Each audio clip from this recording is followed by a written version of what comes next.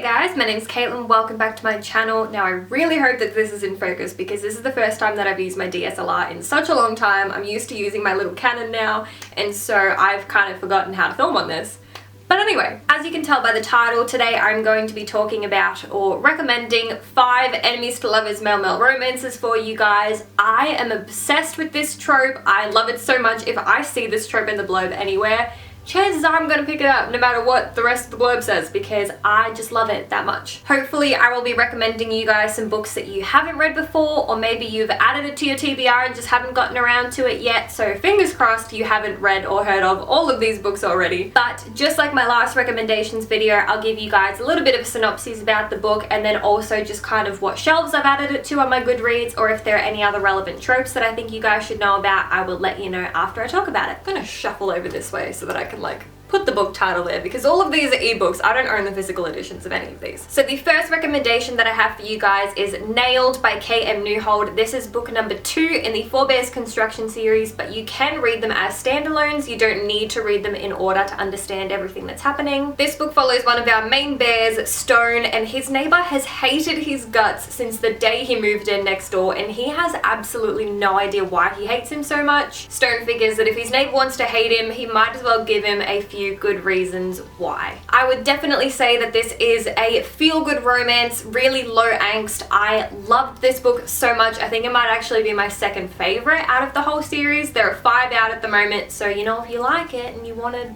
you know, read about the others, there are 5 books. Recommendation number 2 is The D in 403B by Jess Bryant. Declan and Brett are brand new neighbors, and we have a little bit of a theme going on here so far with our recommendations. They're both neighbors so far. Declan and Brett have a slight misunderstanding that leads to them exchanging kinda angry, non-threatening notes and taping them to the other's front door while the other is at work. However, it isn't long before their letters take a turn into the fun and the flirtatious, and these two guys have the chance to see if they can take their rough start and turn it into something more. Now, I didn't list any other tropes that I might classify this book as, but I did put down 2 other shelves that I have kind of shelved it in on my Goodreads. First one is that this has a good makeup scene. I am a sucker for books that have a good makeup scene. I have a whole shelf dedicated to it on my Goodreads if you want to go check out some books there. So I absolutely loved it.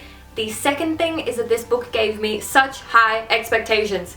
Like, these 2 characters and their relationship, I adored it. I was obsessed. I did not want this book to end, and I just am in love with the relationship that they have. Book number 3 is Stars Collide by Mia Monroe. So Jeremiah has above average intelligence, and he has been spending years working his butt off for this dream position of his until Gabriel walks in the door vying for the same position, and he didn't even lift a finger for it. And the crux of the story here is who gets to train Gabriel for the position other than Jeremiah himself. So this is such like a heavy enemies to lovers really, but I'm obsessed with it.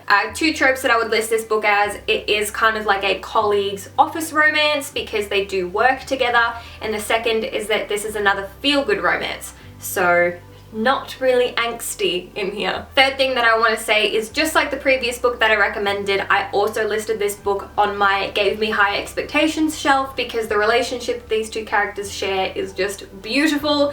I love it so much, and there's also a book 2 in this series as well if you did want to check it out afterward. It doesn't follow Gabriel and Jeremiah book 2, however, it does follow one of their other colleagues.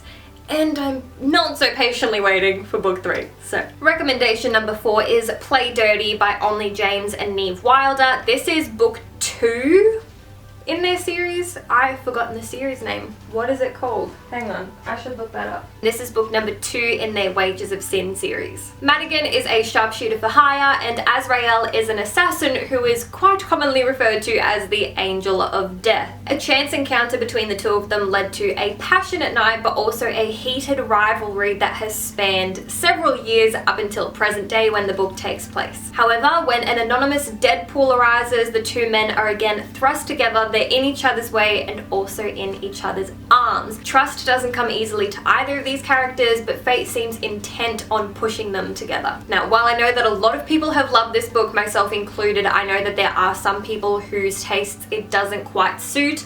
You know, both of these guys are professional killers. If that's not quite your scene, I might not recommend it. There also is a little bit of mention of, you know, blood play.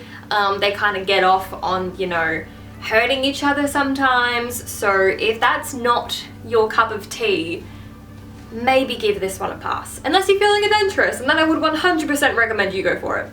Book number 5 that I'm going to recommend today is Face-Offs and Cheap Shots by Saxon James and Eden Finley. This is actually my most recent read of the books on this list, and probably my favorite on this list, if I'm telling the truth. So Beck and Jacobs are both gunning for captain of their hockey team, but there can only be one, and their university does not allow for alternate captains. However, the coaches cannot come to a decision between the two of them, so they put it up to the team, and the team decides to get these boys to go through a bunch of challenges that have absolutely nothing to do with hockey or leadership whatsoever, but they do succeed in pushing them closer in more ways than one. Now, there are 3 other tropes that I might list this book under, the first one being athletes, because as I mentioned, they are gunning for team captain, so the sport is quite prevalent in this series.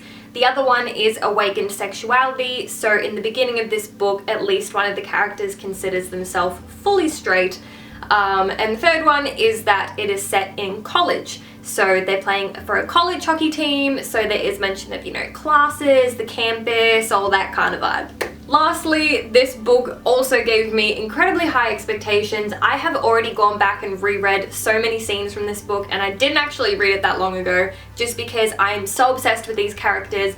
I'm in love. If you've read any of other Eden Finley's books, especially the Fake Boyfriend series, then you might like this one. Not only because the hockey kind of like is mentioned in both series, but also because there may be an overlapping world kind of feature thing happening here. I could have worded that so much better, but I feel like being incredibly horrible and vague about the description might just make you a bit more intrigued. Anyway, those are the 5 enemies to lovers male romances that I'm going to be recommending for you guys today. If you have read these, please let me know what you thought of them, and if you haven't but are considering adding them to your TBR, also let me know. I would love it if you guys gave these books a bit of a read. I would love to know what you thought. If you would like me to do another one of these videos, I would be more than happy to do a part 2 or even to film a different kind of trope recommendation video. I kind of love filming these videos, not gonna lie, because I get to talk about some of my favorite books for like 20 minutes. It's amazing. Anyway, if you like this video, be sure to give it a thumbs up and hit that subscribe button down below if you would like to see similar videos. My name is Caitlin once again. Thank you for watching, and I will see you guys next time.